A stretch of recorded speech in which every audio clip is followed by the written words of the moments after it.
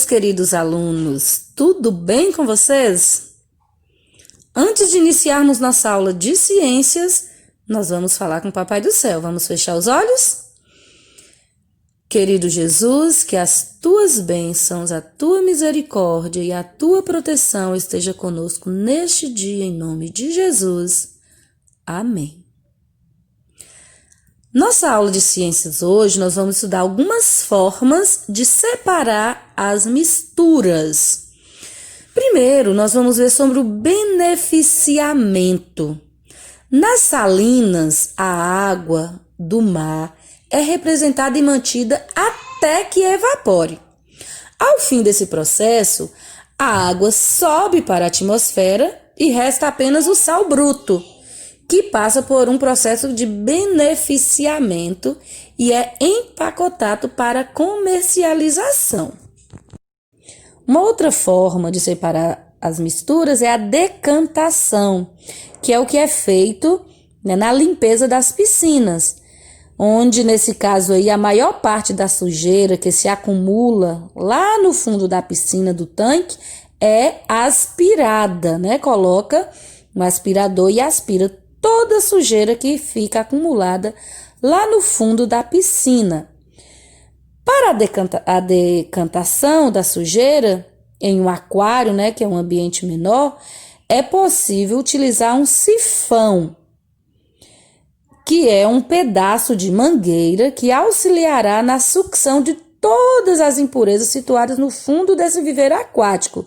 Então, a sifonação, o uso desse sifão, auxilia o processo de limpeza do aquário. Quando a mamãe vai colocar o feijão no fogo, você já viu que ela cata alguma coisa ali? Então ali ela está separando algo que não é bom para cozinhar junto com o feijão que nós vamos comer. Então ela faz esse processo, essa forma de separar, catando, Ela faz a catação das sujeiras que estão ali misturadas com o feijão, para colocar o feijão bom, saudável, para cozinhar, para nos alimentarmos. Para fazer a separação no amendoim, é feita a ventilação. Como assim, Pro? Coloca-se o feijão, o amendoim, em um espaço onde há uma grande ventilação. Tem pessoas que utilizam um ventilador mesmo, um ventilador mecânico, que é ligado na tomada para fazer o vento, mas outras pessoas colocam em um local que o vento ali passa bem forte, então com o vento faz a retirada das películas do amendoim torrado ou da palha de arroz, e assim é utilizado esse processo de ventilação para retirar essas películas, que soltam do amendoim quando ele é torrado, ou também da palha do arroz. Tem o processo também de peneiração. Quando a mamãe cozinha o feijão, ela escorre, ela passa por uma peneira, antes de colocar no molho para fazer a macarronada. Então, ela separa a água que cozinhou o macarrão da própria massa, do macarrão. E para isso, faz uma peneiração, passa por uma peneira. Também, crianças, é possível realizar a separação magnética, que é utilizado aí um ímã ou uma outra fonte de magnetismo para atrair os materiais como o ferro, que sofre atração, separando assim, de outros materiais.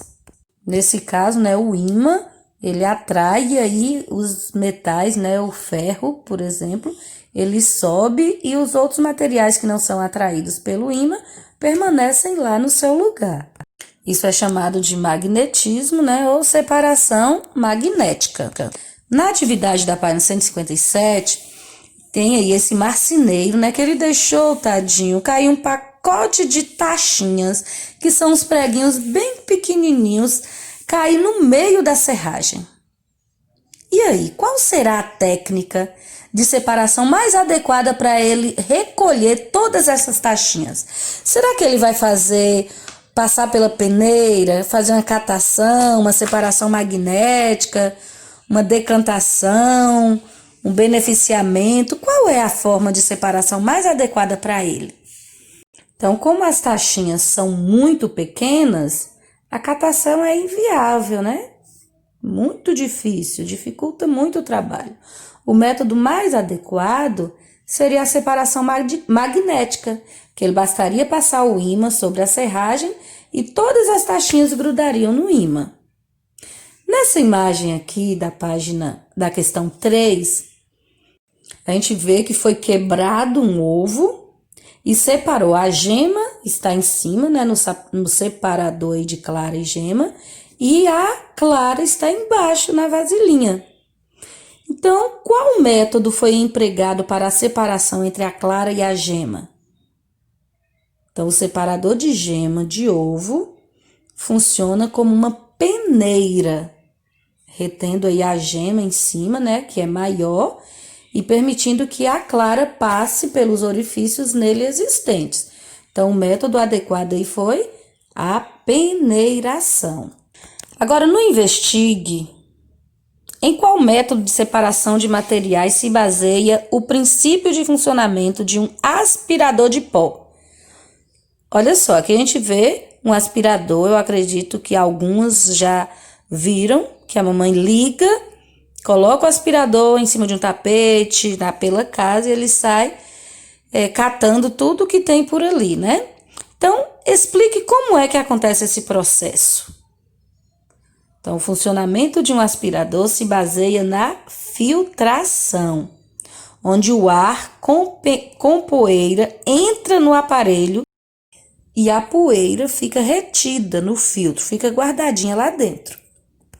Agora, crianças, existe uma mistura que exige muito cuidado, que é o lixo.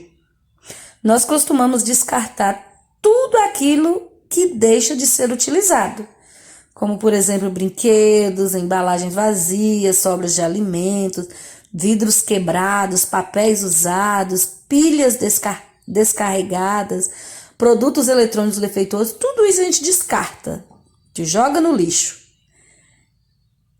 O lixo é uma mistura que provoca sérios danos ambientais. Nós precisamos ter muito cuidado, porque polui o solo, a água, os lençóis d'água subterrâneos, né? Tudo isso é poluído e causa grandes danos. A elevada concentração de lixo em locais inapropriados pode torná-los habitats de ratos, baratas e outros animais causadores de doenças que saem desses locais onde tem lixo e vêm para as nossas casas. Além disso, o descarte inadequado de materiais como pneus pode ocasionar o acúmulo de água, né? E com essa situação contribui para o aumento de mosquitos que transmitem a dengue, o zika vírus, a febre da chikungunya e tantas outras enfermidades que são transmitidas pelo mosquito. Entre as atitudes necessárias para solucionar os problemas causados por essa mistura, temos que fazer a coleta seletiva. Nós precisamos separar os itens que nós jogamos fora. Com tudo isso, com essa separação, né, facilita o processo de reciclagem e de reuso desses materiais. Agora, se a gente mistura tudo, joga tudo misturado, não tem como reciclar, não tem como reusar esse material. Por isso que existe vários baldes, né, com cores diferentes, cada um com uma espécie de lixo que você pode jogar. Onde você vê um balde azul, esse balde você pode jogar o papel usado. Amarelo, ele só pode jogar metal. O laranja é destinado aos plásticos. Vermelho é destinado ao lixo eletrônico, né, como pilha, baterias, né, todo lixo eletrônico. O verde, vidros, né, de garrafa, copos quebrados, a gente joga no balde verde. E o orgânico é o cinza, né? Alguns assim chega quase a ser preto, que você pode jogar restos de alimentos que ali pode reciclar fazendo adubo para colocar nas plantas e as plantas terem seus nutrientes necessários. Então nós precisamos aprender a fazer essa coleta. Infelizmente na nossa cidade nós não temos esses baldes assim que podemos colocar o lixo no lugar separado. Pelo contrário, muitas vezes a gente passa pelas ruas, nenhum balde nós encontramos. Mas é necessário que tenha, né, para quando o caminhão do lixo passar para recolher, ele saber o que fazer. Só que aqui mistura tudo, né? E outra, tem pessoas que jogam o lixo no meio da rua. Antes do carro do lixo passar para recolher, já coloca lá na porta e os cachorros rasgam as sacolas e faz aquela maior sujeira na porta de casa e no meio da rua. Nós precisamos cuidar para termos um planeta limpo. Isso depende de mim, depende de você, depende de todos nós. Não é dos representantes, não é dos políticos do município. Somos responsáveis pela limpeza da nossa casa, da nossa rua, do nosso bairro, da nossa cidade, do nosso planeta. Se nós cuidarmos, se nós fazermos nossa parte, tudo será bem melhor. Nessa imagem nós podemos ver que foram recolhidos cada balde, cada lata de lixo reciclado. E aqui as pessoas estão em uma reciclagem, né? E o que está acontecendo aí na realidade? O que está acontecendo nesse centro de reciclagem? Cada pessoa aí está coletando, né, um tipo específico de material. Uns estão recolhendo o plástico, outro o metal, outro o papel. Por que a coleta seletiva e a reciclagem contribuem para a preservação do ambiente? Por quê? Porque quando são coletados adequadamente e destinados à reciclagem, os descartes não ficam expostos no ambiente, ou seja, não se tornam poluentes em potencial, porque cada um é destinado para um lugar onde alguém vai fazer algo, vai fazer o reuso.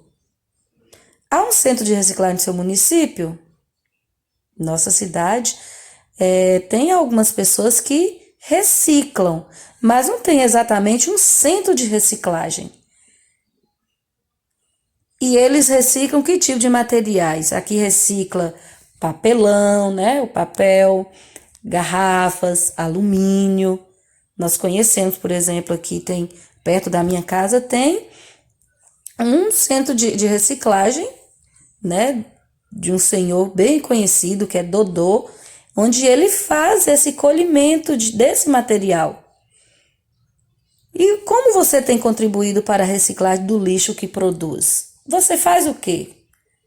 Eu acredito que você mistura tudo, não é assim? Mistura todo o lixo que tem na casa, porque aqui em casa mesmo eu não sei, eu não faço também essa coleta seletiva. Todo quanto é tipo de lixo, vou colocando dentro do baldinho de lixo. É comida, é papel, é garrafa, né? Mas a única coleta, a única separação que eu faço é com as garrafas de vidro. Eu deixo tudo ali separado, vou juntando.